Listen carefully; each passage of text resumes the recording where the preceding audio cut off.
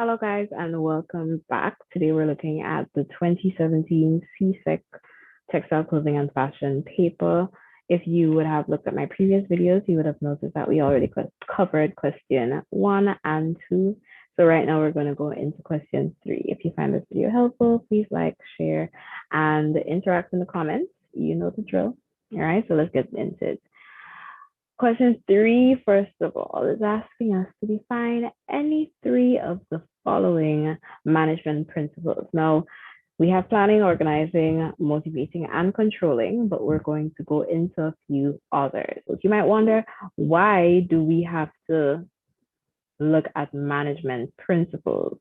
Is this not textile, clothing, and fashion? Yes, it is. But as you know, having a skill means that you have the opportunity to create a business. So the syllabus offers a section that allows us to delve more into the business side of things. Planning is important because if there's no goal, there is nothing for your workers to work towards. All right, so it's important to set goals and also set deadlines. Have an idea as to what you're going to achieve and when. Right up there with planning is organizing. There should be a division of work where employees are specialized to do specific tasks. There must also be a clear method of achieving set goals and also can be increased because they become increasingly skilled and efficient. Motivating is another important principle because as a worker, you do not tend to get much done if you're not motivated. Yes, people do come to work and are expected to perform specific tasks, but motivation is important because apart from discipline, you should strive to promote some kind of team spirit and unity as a manager. You want to make sure that your workers are somewhat comfortable and feel the need to share in that common goal, right? Controlling. As a manager, you have the authority to give orders, but you must also keep in mind that with authority comes responsibilities. Employees should have only one direct supervisor, and observations must be made and changes implemented if necessary. So controlling essentially is ensuring everything is going the correct way as planned. You have certain people that are in charge of checking in and making sure that whatever was set out is being done, and they're exercising authority to ensure that. Coordinating is another principle. Teams with the same objectives should be working under the direction of one manager using one plan. This will ensure that the action is properly coordinated. So you want to ensure that each pocket or each subsection of the entire organization is working according to plan. And in other words, the entire process is being coordinated to achieve that common goal. Communicating, super important. You need to be able to transfer your ideas in a precise, clear, and efficient way as much as possible. So communication is also very important for the progress of a business. So those are some lovely definitions of your management principles. You can choose to define any 4 that was listed. And if you come across any of the others, you already know what it is.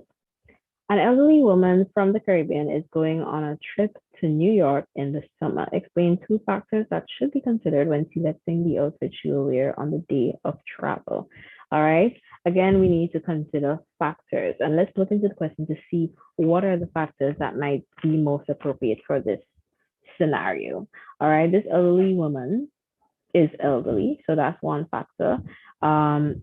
You want to consider her age, right? When you're choosing her outfit. She is going to New York for the summer. Traveling to a city like New York, even though it's summer, you want to make sure that you're dressed appropriately for that weather. All right. So the weather or climate is one thing you might also want to consider. And the occasion. All right. She is traveling. So this outfit is for the day of travel. So she's going to be on the airport, on the plane. You want to make sure that her outfit is appropriate for this particular occasion. So you're not going to put her in party wear or resort wear or just I don't know, some kind of formal wear. You want to make sure that it's appropriate for her age, for the climate that she's heading into, and also for the occasion. Some other factors you can probably choose from are things like personal comfort, personal style. Um, yeah, once you choose any two of these factors and explain them, you will get your marks. Figure 1 shows a sketch of the design of a dress. Carefully examine the design and answer the questions that follow. Our first question is, what cultural influence is shown in the design of the dress? Now, this question has to do with the influence of different cultures on the Caribbean dress.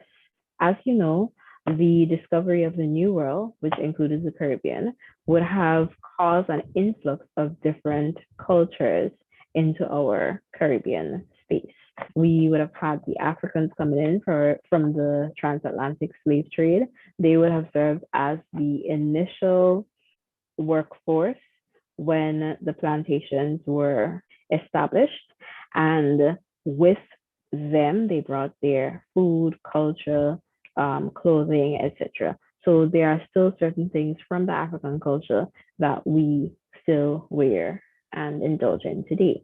After the Africans came the Indians. The Indians also brought with them their culture, food, dance, music, etc. So naturally, there are aspects of our clothing that we still wear today that would have originated from India. After the Indians came people like the Chinese, and they would have likewise brought their culture with them. So there are a lot of style features today that we include in our outfits, which would have originated from Chinese culture. The Europeans, of course, they started this entire thing. So naturally, some of our styles, even aspects of our systems, etc., still have European influence. The cultural influence this is displaying is that of an Asian, more specifically Chinese culture. All right. And I say more specifically Chinese because Asia would include India as well as China. So Chinese culture. All right. Now, they also ask you to list 3 style features of the dress that show the cultural influence identified in CI above, right? The fact that it's wrapped, that tie to the side, the kimono sleeve, right? That is something common in Chinese attire, right? The details of the fabric. So where you see there's some lines there, that additional detail tells me that it could be a satin fabric, and satin also tends to be um, a fabric of choice, common fabric of choice in China. So that is also something. The cross collar, the general longitudinal appearance. So if you look at the silhouettes of most Chinese outfits, they have a general tubular longitudinal appearance. So you want to get acquainted with that silhouette. So you want to make sure that you connect that kind of silhouette to that of Chinese culture. So just to follow up, here are some of the style features from the various countries highlighted. We have aspects of Indian culture, right? We have aspects of Chinese culture, European culture, the wig, African culture has definitely made African culture has definitely made its mark with the prints and the body painting and the interesting jewelry, etc. So this is just a visual representation of how these different cultures would have influenced our Caribbean dress today. And when you're asked about style features are just unique aspects of the clothing that allow you to be able to tell it apart, or allow you to, it introduces some form of style, or it introduces some level of interest to your garment. So now it's no longer just basic or regular. Your style features really help to bring out your garment, and it can point to a particular culture, Your style features can point to a particular era, or your style features can point to a personal preference or a personal style. Some designers, you can tell their aesthetic, or you can tell when they have created something because of certain style features, right? So when you're asking about the style feature, just pay attention to the certain details of your garment, and look at what introduces style or introduces some sort of uniqueness into your garment, and this most likely would be the style feature.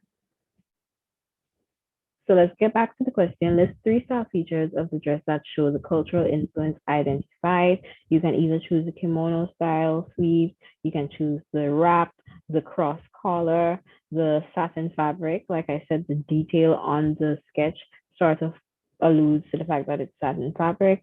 That general longitudinal shape of Chinese silhouette gives just gives it away.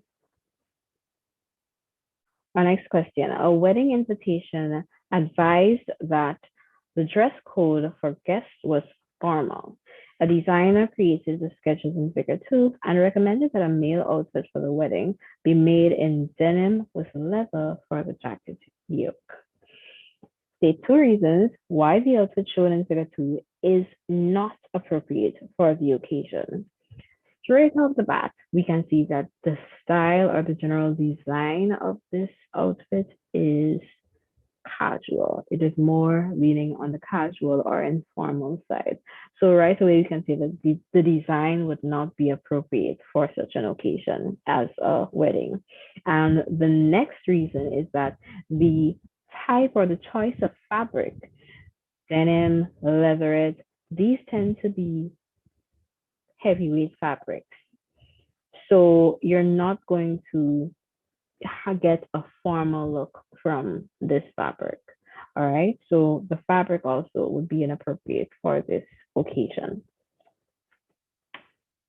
And that brings us to the end of question.